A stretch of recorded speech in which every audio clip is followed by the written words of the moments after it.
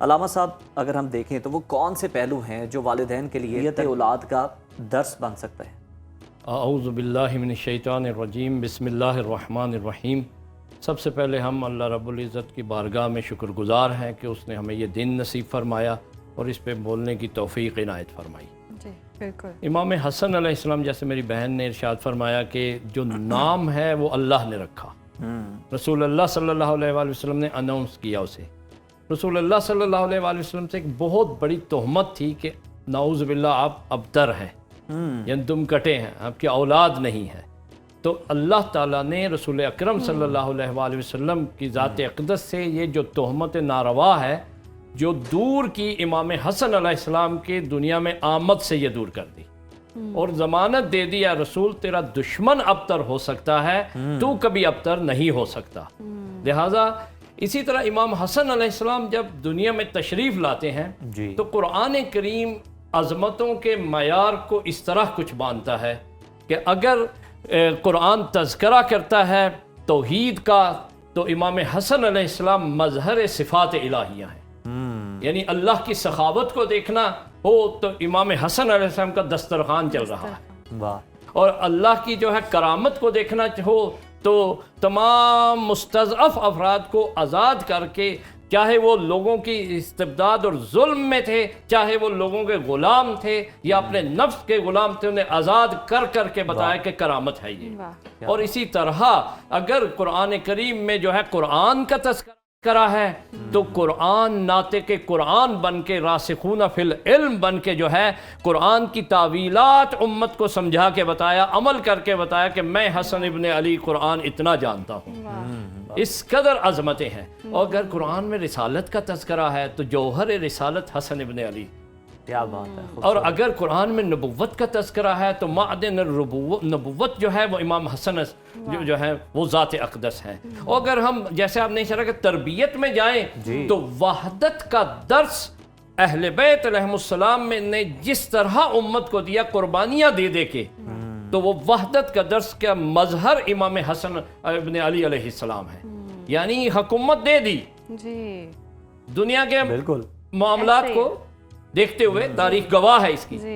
لیکن امت کو بچا لیا، امت کو وحدت دے دی۔ لوگ جو بھی اس تناظر میں لے بیعت کی، نہیں، جنت کے سردار کبھی بیعت نہیں کسی کے کرتے،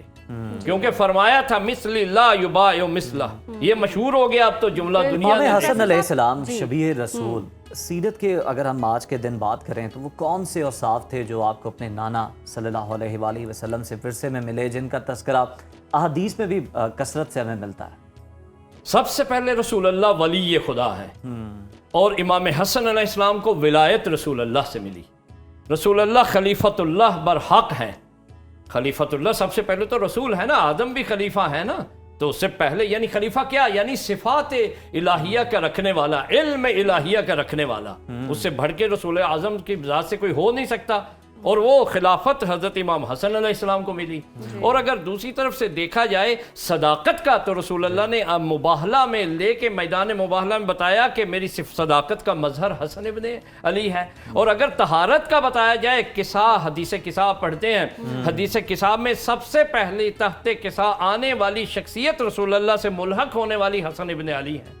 پتہ چلا طہارت بھی ملی، صداقت ملی، سخاوت ملی، قرآن ناطق بھی ہیں، تمام میں یہ معارض میں چلتے چلتے علم کا ایسا مظہر ہے کہ ایک شخص آتا ہے آ کے امیر المومنین علی بن ابی طالب علیہ السلام سے کہتا ہے مجھے چند سوال ہیں، تو مولا فرماتے ہیں کہ میں مصروف ہوں، میرا بیٹا حسن حاضر ہے تمہارے جواب دینے کے لیے۔ اس نے سوال یہ کیا، یہ عالم اسلام سن لے، یہ دنیا سن لے، سائنس آج ایجادات کر رہی ہے، اس وقت یہ 3 سوال بڑے اہم سوال ہیں، بڑے انٹرسٹڈ سوال ہیں نوجوانوں کے لیے۔ پہلا سوال کیا کہ مولا یہ فرمائیے کہ جب جو ہے وہ ہم سوتے ہیں تو ہماری روح کہاں جاتی ہے؟ کیونکہ ہم تو سو رہے ہوتے ہیں۔ اور دوسرا سوال یہ کہ ہم کوئی چیز یاد کرتے ہیں، اس کے بعد بھول جاتے ہیں، تو پھر دوبارہ ہمیں جو ہے یاد کیسے آ جاتی ہے؟ اور تیسرا سوال یہ کہ یہ جو بچے دنیا میں آتے ہیں، کوئی ننیال پہ شکل میں جاتے ہیں، کوئی ددیال پہ جاتے ہیں، اس کی کیا وجہ ہے؟ صحیح۔ یہ اہم اتنے سوال ہیں کہ کوئی جواب باب مدینۃ العلم کا بیٹا اس کا جواب دے سکتا ہے، وہی جواب دے سکتا ہے کہ جو ابن حجر مکی لکھتے ہیں سوائے کے محرقہ میں، وہ جھولے میں رہ کے حسن ابن علی جو ہیں وہ مطالعہ کرتے تھے لوح محفوظ کا، لوح محفوظ کا جو مطالعہ کرتا ہے وہی جواب دے سکتا ہے۔ وہ فرماتے ہیں سن لے، مختصر کر رہا ہوں اس میں تاکہ طول نہ ہو جائے، سن لو کہ جب انسان سوتا ہے اس کی روح اس کے بدن سے جدا ہو جاتی ہے، زیادہ جدا نہیں ہوتی، زیادہ ہو تو فإنا للہ ہو جائے گا، جی جدا ہوتی ہے لیکن رہتی اوپر ہے، بھی پورا رہتی اوپر ہے، واہ صحیح۔ اچھا کہاں رہتی ہے؟ یہ جو ہلکی ہوا چل رہی ہے جی جی جس سانس لے رہے ہیں اس سے معلق رہتی ہے، واہ لٹکی رہتی ہے اس سے، اور یہ ہوا بڑی ہوا جو تیز ہوائیں آندیاں ہیں جی جی اس سے منسلک ہے، اور آندیاں اللہ تعالیٰ نے ملائکہ کو امر کیا کہ اس کو کنٹرول کرنا، اور ملائکہ کے اوپر اولی الامر ہے، اور اولی الامر سے اوپر امر الہی ہے، یہ پوری چین ہے سسٹم کی۔ تو فرمایا کہ جب انسان سوتا ہے تو یہ معلق رہتی ہے، اگر امر الہی اولی الامر کو مل جائے اور اولی الامر جو ہے وہ صاحبان امر ملائکہ کو کہے کہ تو یہ جو ہے واپس پلٹا دے تو واپس پلٹ جاتی ہے، ورنہ پھر انا للہ ہو جاتا ہے، وہ جب کروٹ بدلتا ہے اٹھ جاتا ہے، اٹھ جاتا ہے، جواب نہیں ہے، سمجھایا بھی ہے، سمجھایا ہے، لاجک واہ۔ اور دوسرا یہ فرمایا کہ جب ہم جو ہے وہ کوئی چیز یاد کرتے ہیں اور اس کے بعد بھول جاتے ہیں تو انہوں نے جو ہارڈ ڈسک آپ میموری سسٹم جو ہے ہمارے کمپیوٹر میں، لیپ ٹاپ میں یا موبائل میں، تو کہا یہ چھوٹے چھوٹے ڈبیاں بنی ہوئی ہیں، جی امام صلی اللہ علیہ وسلم فرماتے ہیں چھوٹی چھوٹی ڈبیاں بنی ہوئی ہیں جس میں جو ہے چیزیں تصویریں رقم ہو جاتی ہیں، بات الفاظ رقم ہو جاتے ہیں، میموری میں آ جاتا ہے اور وہ ڈبی بند ہو جاتی ہے، اور جب انسان چاہتا ہے تو وہ ڈبی کا یعنی کہ تشبیہ دیا اس کا ڈھکنا کھلتا ہے اور وہ معلومات نکلتی ہے، اور بعض اوقات وہ ڈبی کا ڈھکن جو اڑ جاتا ہے، رک جاتا ہے، اور تم ہم محمد و آل محمد علیہ السلام پہ درود بھیج کے سیونگ بھی کرنا اور درود بھیج کے ڈیلیور بھی کرنا۔ واہ واہ خوبصورت۔ اور تیسری بات تھوڑی سی سربستہ عرض کروں گا کہ فرمایا کہ جو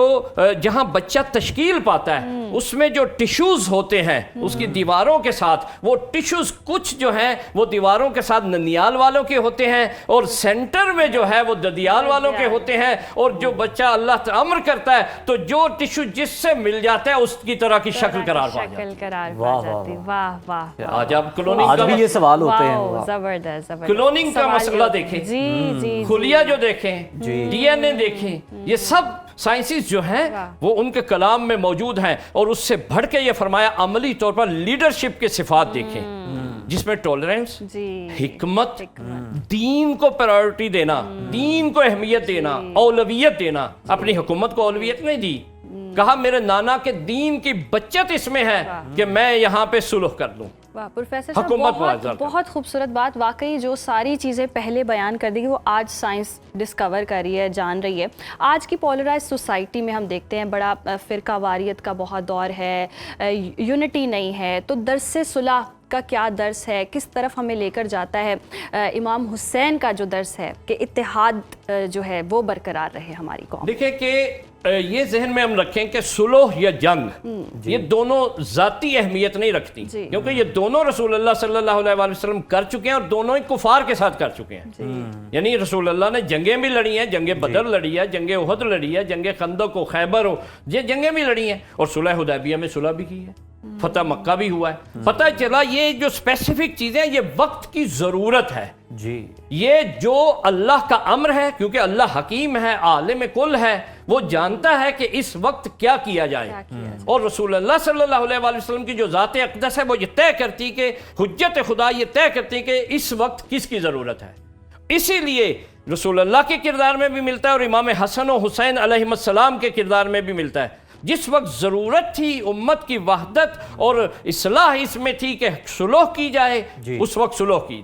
اور جب مصلحت یہ تھی کہ باطل جو ہے وہ کھل کے سامنے آ چکا ہے، نفاق کے پردے ہٹ چکے ہیں، تو یزیدیت جو ہے راج کرنے جا رہی ہے اور دین منہدم ہو رہا ہے، تو وہاں پہ کہا قیام کرنا ہے اور وہاں جان دینی ہے اور وہاں جنگ کرنی ہے، اور جنگ دو طرح ہو سکتی ہے، ممکن ہے خیبر کی طرح نتیجہ نکل آئے اور ممکن ہے جو ہے وہ کربلا کی طرح نتیجہ نکل آئے۔ آج بھی پوری دنیا کو سمجھایا جا رہا ہے، وہی مکتب سمجھا رہا ہے کہ کس طرح جو ہے وہ ان دونوں صورتوں پہ آپ ڈائلاگ میں بھی آ جاؤ، اگر سلوک کرنی ہے تو یہ نہیں ہے کہ سلوک ذلت کے ساتھ کرنی ہے، امام نہیں، حسن علیہ السلام کی زندگی کے ماشاءاللہ بہت سارے پہلو ہیں جن پر ہم ڈسکشن کر سکتے ہیں اور وقت بہت کم ہے۔ آخر میں آپ سے یہ چاہوں گا کہ سخاوت ان کی بڑی مشہور ہے، سخاوت سے متعلق ذرا کچھ واقعات اگر آپ شیئر کریں، اس پر روشنی ڈالیں۔ دیکھیں سخاوت میں دو، ایک مظہر سخاوت الہیہ ہیں، تو اس کی دلیل ہے دسترخوان امام حسن علیہ السلام، ہر گھر میں ان کے نام سے جو ہے عقیدت کے ساتھ بچھا ہے اور لوگ کھاتے ہیں اور برکت حاصل کرتے ہیں۔ اور دوسری بات یہ کہ جو بہت ہی کامن جو ہے وہ ہے، سخاوت میں صرف مال میں سخاوت نہیں ہے، جی، جو حکومت اٹھا کے دے دے، یہی میرا نقطہ ہے، جو حکومت اٹھا کے دے جوتے دے، کی نوک پہ حکومت رکھتے ہیں، تو یہ سخاوت الہیہ کے مظہر ہیں۔ اور دوسری بات یہ سرن، قرآن کہتا ہے تم علنن بھی سخاوت کرو اور چھپ چھپ کے بھی سخاوت کرو، اور یہ دونوں چیزیں امام حسن علیہ السلام موجود۔ جب حضرت کی شہادت ہوئی تھی تو غسل دیا جا رہا تھا تو ایک نشان موجود تھے، کس کے؟ وہ بوریاں اٹھا اٹھا کے لوگوں کے گھروں تک پہنچاتے تھے راتوں کے وقت، یتیموں کے ہاں، ناداروں کے ہاں، بے کسوں کے ہاں۔ اور جب ایک غلام جو ہے اپنے بیٹھا ہے اور وہ ایک کتے کو بھی جو ہے وہ دے رہا ہے، دو البتہ مضمون ہے اس روایت کے کہ وہ بیٹھا ہے اور کتے کو بھی دے رہا ہے لقمہ اور خود بھی اپنا ایک لقمہ کھا رہا ہے الگ سے، تو کہا کہ تم یہ کیا کر رہے ہو؟ کہا کہ وہ مجھے حیا آتی ہے کہ یہ بھوکا رہ جائے۔ تو اس وقت فرمایا گئے جا کے اس غلام کو بھی خریدا، اس باغ کو بھی خریدا، اس غلام اور باغ کو وہ بخش دیا، کہا تم بھی آزاد ہو اور یہ باغ بھی تیرا ہے۔ اور اتنے ہزار درہم جو ہے وہ سخاوت کی۔ لیکن سخاوت میں سب سے بڑی بات یہ ہے کہ آج ہم دیکھ رہے ہیں کہ امام حسن مجتبیٰ سلام اللہ علیہ کے صدقے میں جو ہے وہ حق عیاں ہوا اور یزیدیت کے جو ہے چہرے سے پردہ بھی۔ بہت خوبصورت بات، حق بات، بہت شکریہ پروفیسر صاحب آپ کے وقت کا۔